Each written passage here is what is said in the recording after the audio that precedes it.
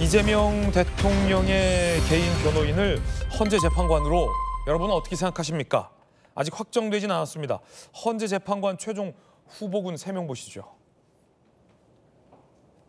오영준 부장판사, 위광화 고법판사, 이승엽 변호사. 자, 문제는 이승엽 변호사입니다. 함께 보시죠. 이력이 문제인데 커리어는 충실하다라는 얘기예요. 하지만 이해충돌의 논란이 일고 있습니다. 공직선거법 위반 위증교사 대북송금 사건 등 이재명 대통령을 변호하는 형사사건 변호사이기 때문입니다. 친형 강제 입원 사건 2018년에 그때 이재명 대통령을 변호하기도 했었습니다.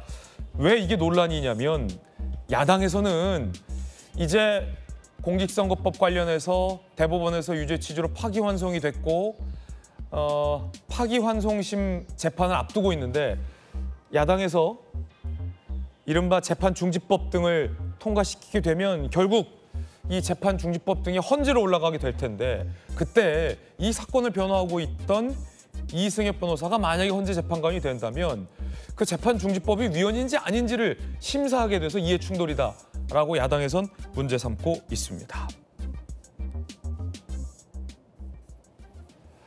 여러분은 어떻게 생각하십니까?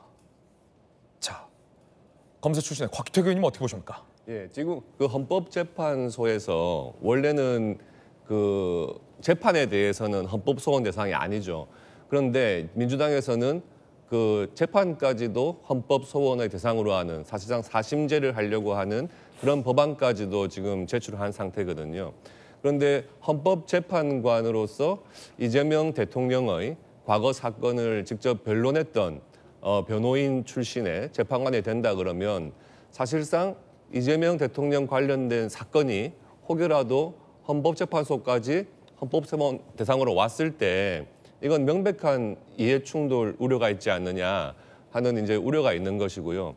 이에 대해서 뭐 과거의 이완규 법제처장에 대해서도 윤석열 전 대통령의 변호인 출신을 법제처장 시키지 않았느냐 뭐 이런 것과 비교하는 이야기도 있는데 법제처장과 헌법재판관은 명백히 다르다고 봐요. 임기가 6년이라 지금 방금 화면에 나왔는데 이 대통령 임기 때에도 야당에서는 이해충돌 소지가 있고 이 대통령 임기 후까지도 그렇죠. 이해충돌의 문제가 있다라는 주장이군요. 네, 그래서 저분의 뭐 개인적인 능력이나 경력상으로는 헌법재판관을 할 수도 있지만 과거에 이재명 대통령의 사건을 직접 변론했던 입장으로서 헌법재판관이 되는 것이 맞느냐 하는 데에서 당연히 논란이 있을 수밖에 없고요. 네. 다만 지금 3명의 후보 중에 1명으로 이제 거론만 된 것이고 아직 뭐 지명은 안 된 상태이기 때문에 아마 좀 약간 여론의 반응을 좀 보려고 뭐 좀 포함시키지 않았나 하는 생각도 드는데 네. 뭐 논란을 봐야 될 것 같습니다. 자, 지금 국민의힘에서는요. 나경원 의원 단순한 보훈 인사를 넘은 방탄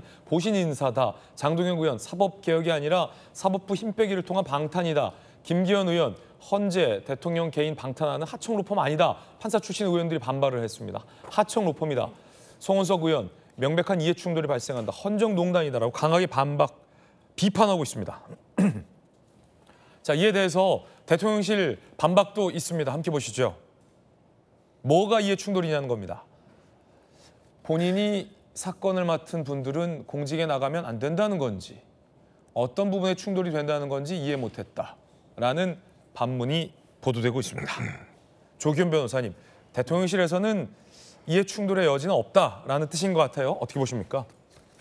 공직자 이해충돌방지법상 이해충돌이라고 주장을 하니까 거기에 어떤 포함되는 어떤 이 위반 사항이 있는지를 묻는 거고요. 사실 뭐 이해충돌방지법에 해당되는 내용은 없습니다. 지금 이제 말씀하시는 내용들은 이재명 대통령 관련된 사건들이 입법이 되고 이것이 위헌법률심판 제청이 됐을 때 헌법재판소에서 사건을 맡게 되는 경우에 이재명 대통령과 관련된 사건에 관여했던 헌법재판관이 뭐 이해충돌이냐? 그건 이해충돌의 문제는 아니고요. 회피 기피의 문제를 제기할 수 있습니다. 그 사건이 헌법재판소에 사건화 됐을 경우에는 그런 문제는 제기할 수 있지만 아직 입법안이 국회에서 논의되는 상태이고 그것이 위헌법률 심판 제청이 될지 여부에 대해서도 아직 확정된 사안이 아니고 네. 또 중요하게는 이승엽 이 변호사 같은 경우에 검토 대상이 되고 있는 상황이기 때문에요.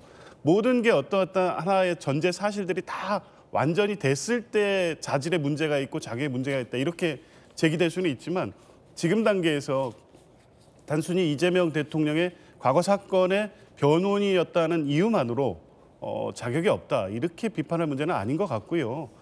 일단 뭐 논의되는 과정은 좀 지켜볼 필요는 있습니다. 그런 시비가 없지 않을 수 있고 그런 우려의 시각을 가질 수 있는 분이 있다고는 보지만 헌법재판관의 네, 1차적으로는 헌법재판관 연구관을 지냈고 또 부장판사로서 판사 오랜 경력을 갖고 있기 때문에 헌법재판관이 되기에는 뭐 자질상 부족함이 없지만 이해 충돌의 문제를 주장하고 있으니까 그 문제라든가 사건과 관련해서 이재명 대통령과 관련된 사건을 불편부당하게 처리할 위험이 있는지 이런 부분이 있다면 만약에 이제 혹시라도 지명되면 그때 한번 검토해 볼 수 있는 문제지만 지금 이제 거론되는 단계에서 네. 이 사람은 되고 이 사람은 이런 이유가 있으니까 무조건 안 되고 이렇게 볼 문제는 좀 아니라고 봅니다. 그렇군요.